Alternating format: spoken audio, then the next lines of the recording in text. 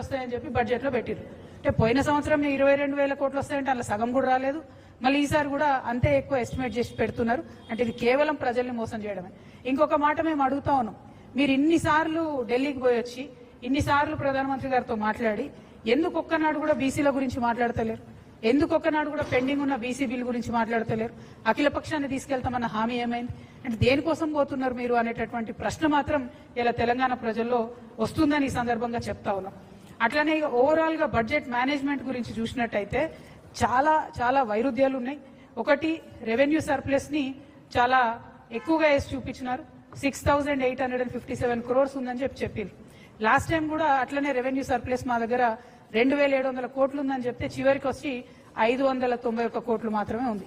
ఈసారేమో దానికి మూడింతలు పెంచి 6,800 కోట్లు ఉందని చెప్తా ఉన్నారు. ఈసారి కూడా లాస్ట్కి వచ్చేసరికి మళ్ళా ఏమీ ఉండదు. అంటే ఇది కంప్లీట్లీ ఫేక్ ఫ్యాబ్రికేటెడ్ బడ్జెట్ అన్నది మాత్రం చాలా చాలా క్లారిటీగా అర్థమవుతుంది. ఇక ఇవన్నీ ఒక ఎత్తు అయితే ముఖ్యమంత్రి గారు ఎఫ్ఆర్బిఎం పరిధిలో తీసుకున్న అప్పులు 5,62,363 కోట్లు. అదేవిధంగా వివిధ కార్పొరేషన్ల ద్వారా ఈ కాంగ్రెస్ ప్రభుత్వం తీసుకున్నటువంటి అప్పులు 3,01,835 కోట్లు. అంటే మొత్తం కలిపి 8,64,198 కోట్లకు ఈ రాష్ట్రం యొక్క అప్పు చేరుకున్నది. ప్రజలందరూ దయచేసి గమనించి వినాలి. 8,64,198 కోట్లకు చేరుకున్నది. అంటే ఒక్కొక్క వ్యక్తి మీద ఈ రాష్ట్రంలో 2,16,000 రూపాయల అప్పు ఉన్నది. ఒక్క మనిషి మీద నెత్తికి 2,16,000 అప్పు ఉంది. ఒక ఇంట్లో 4 ఉంటారు అనుకుంటే ప్రతి కుటుంబం మీద 9 లక్షల రూపాయల అప్పు ఈ కాంగ్రెస్ ప్రభుత్వం మన నెత్తి మీద పెట్టిందనే విషయాన్ని మేము చాలా చింతిస్తూ చెప్తున్నాం. మరి అప్పు తీసుకొచ్చిండ్రు, కనీసం ఏమైనా ఉద్యోగులకు పెన్షన్లు ఇచ్చిండ్రా? పోనీ కనీసం తులం బంగారం ఇచ్చే పథకాలు ఏమైనా ₹1 ఇచ్చిండ్రా? పోనీ 6 గ్యారెంటీల మీద ఏమైనా పెట్టిండ్రా?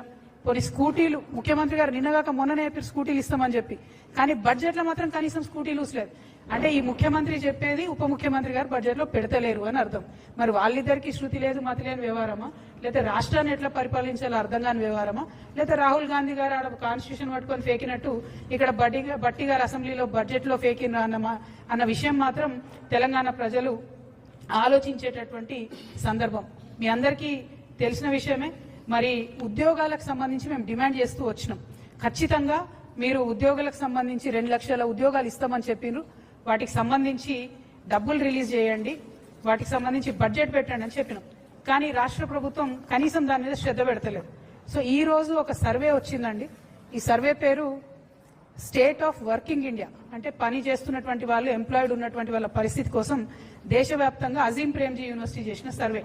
దీంట్లో ఏమొచ్చిందంటే ఎంత దారుణం అంటే ప్రతి 4 డిగ్రీ చేసినటువంటి తెలంగాణ బిడ్డలలో, మగపిల్లలలో 4 డిగ్రీలు చేస్తే ఒక్కరికి మాత్రమే ఉద్యోగం ఇవ్వగలుగుతున్నాం. ఆడపిల్లలలో డిగ్రీ చేసిన 2 ఆడపిల్లల్లో ఒక్కరికి మాత్రమే ఉద్యోగం ఇవ్వగలుగుతున్నాం. అంటే విమెన్ లో అన్ఎంప్లాయ్మెంట్ శాతం 50% ఉంది, మగపిల్లల్లో అన్ఎంప్లాయ్మెంట్ శాతం 28% ఉంది ఈ రాష్ట్రంలో. ఇది కంపారిటివ్లీ వేరే రాష్ట్రాలకు కాంగ్రెస్ ప్రభుత్వాలు ఉన్న కర్ణాటకలో చూసుకున్నా కూడా మహిళల అన్ఎంప్లాయ్మెంట్ ఓన్లీ 20% ఉంది, మగవాళ్ళ అన్ఎంప్లాయ్మెంట్ ఓన్లీ 22% ఉంది. అంటే ఇంత పెరుగుతున్నాము, తెలంగాణ రైజింగ్ అంటే నేను వెళ్ళను అనుకున్నా కానీ అన్ఎంప్లాయ్మెంట్ లో మాత్రం సూపర్ రైజింగ్ ఉన్నది. దీనికి మాత్రం కాంగ్రెస్ ప్రభుత్వానికి, రాహుల్ గాంధీ గారికి కంగ్రాచులేషన్స్ చెప్తా ఉన్నా. ఎందుకంటే మీరు వచ్చి అశోక్ నగర్ లో ఫేకిండ్రు రాహుల్ గాంధీ గారు. మిమ్మల్ని ఇయాలటి నుంచి మా హైదరాబాద్ లో సలీం ఫేకు అని ఉంటాడు. ఆయన సినిమాలలో మస్తు నవ్విస్తాడు మనందరిని.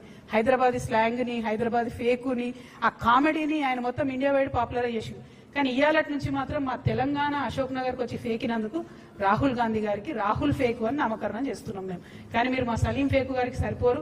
ఆయనేమో మమ్మల్ని చాలా నవ్విస్తాడు, మీరు మాత్రం మమ్మల్ని ఏడిపిస్తున్నారు. నిరుద్యోగ సమస్యలు ఇంత దారుణంగా ఉంటే ఇక ఎందుకు ఫేకు అంటున్నా అన్న విషయం మళ్ళీ ఒకసారి ప్రూఫ్ చేస్తాను నేను ఇప్పుడు మీకు. ఇది రాష్ట్ర ప్రభుత్వం యొక్క, నేను ఇప్పుడే స్క్రీన్ షాట్ తీసుకొని వచ్చిన ప్రెస్ మీట్ పెట్టే ముందు, స్కిల్ డెవలప్మెంట్ యూనివర్సిటీ యొక్క వెబ్సైట్. ఇక్కడ ఏం రాసింది పట్టుకోతాము. ఇక్కడ ఏం రాసిండ్రు వీళ్ళు, 68,000 మంది, ఇక్కడ ఎల్లోలో కనబడుతుంది, 68,000 మంది ఎన్రోల్ అయినరు అని రాసిండ్రు. సరే పోనీ కరెక్టా కాదా అని చెప్పి ఫోన్ చేసినాం అదే స్కిల్ యూనివర్సిటీకి.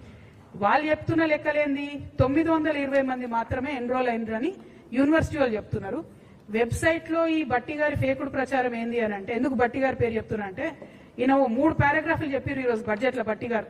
స్కిల్ యూనివర్సిటీ ఇట్లా, స్కిల్ యూనివర్సిటీ అట్లా, దీనివల్ల ఇట్లయితుంది అట్లయితుంది అని చెప్తే నేను ఎంతగానో పైసలు ఇచ్చినో బట్టి గారు అనుకున్నా. ఉట్టి మాటలే ఒక్క రూపాయి కూడా ఇలా స్కిల్ యూనివర్సిటీకి. అక్కడ స్కిల్ యూనివర్సిటీలో పనిచేసే వాళ్ళే చెప్తున్నారు మాకు డబ్బులు లేవు, చాలా దారుణమైన పరిస్థితి ఉంది కాబట్టి ఇట్లా ఫేక్తున్నామని చెప్తున్నారు. నేను డిమాండ్ చేస్తున్నా రాష్ట్ర ప్రభుత్వం ఈ మిస్లీడింగ్ ఇన్ఫర్మేషన్ తొలగించాలి. వెబ్సైట్ నుంచి 68,000 people are not enrolled in skill university. Only 920 people are enrolled. ఇది మీరు మార్చకపోతే మాత్రం మంచిగా ఉండదు. దయచేసి తప్పకుండా మార్చాలని చెప్పి నేను ప్రభుత్వాన్ని డిమాండ్ చేస్తున్నా. అందుకని బట్టి గారు ఫేక్తున్నారని చెప్తున్నా, నేను ఉట్టిగా చెప్పడం లేదు. ఇంకో బాధాకరమైన విషయం ఏంటి అని అంటే కంప్లీట్గా ఈ రాష్ట్రంలో ప్రజల యొక్క ఆహారానికి సంబంధించి ఏమాత్రం కూడా ఈ ప్రభుత్వం శ్రద్ధ పెడతలేదనడానికి న్యూస్ మీటర్ అనేటటువంటి సంస్థ మన పార్లమెంట్లో వచ్చినటువంటి ఆన్సర్ తీసుకొని మొత్తం కూడా ఒక ఆర్టికల్ వేయడం జరిగింది. మనకన్నా చండీగఢ్ పాపులేషన్ 40 లక్షలు, తెలంగాణ పాపులేషన్ 4 కోట్లు. కానీ చండీగఢ్లో ఏదైతే ఫేక్ ఫుడ్, అది కల్తీ ఫుడ్ తయారు చేసే వాళ్ళ మీద పెట్టిన కేసుల్ని మన రాష్ట్రంలో పెట్టిన కేసుల్ని చూసుకుంటే ఎట్లుందంటే పరిస్థితి 1000% వాళ్ళది ఎక్కువ ఉంది. మన దగ్గర పోయిన సంవత్సరం అంటే 2024-25లో ఒకటే ఒక కేసు పెట్టారు ఫుడ్ మంచిగా లేదని చెప్పి, కల్తీ ఫుడ్ అని చెప్పి. అది కూడా ఓన్లీ హైదరాబాద్ సెంట్రిక్. నేను ఇవాళ ప్రభుత్వాన్ని డిమాండ్ చేస్తున్నా, హైదరాబాద్ సెంట్రిక్ కాదు, తెలంగాణ వ్యాప్తంగా కల్తీ జరుగుతుంది. అది నూనె కావచ్చు, పప్పు కావచ్చు, ఉప్పు కావచ్చు, కారం పొడి కావచ్చు, పసుపు కావచ్చు. ప్రజల ఆరోగ్యంతో చెలగాటం ఆడుతున్నారు. దయచేసి రాష్ట్రమంతా శ్రద్ధ పెట్టండి. ఫుడ్ కమిషన్ నిద్రపోతున్నది, మేల్కోండి. దయచేసి కేసులు పెట్టండి. ఒకటే ఒక కేసు పెట్టిరు మొత్తం మొన్న ఇయర్లో. భయం అనేది లేకుండా పోతుంది.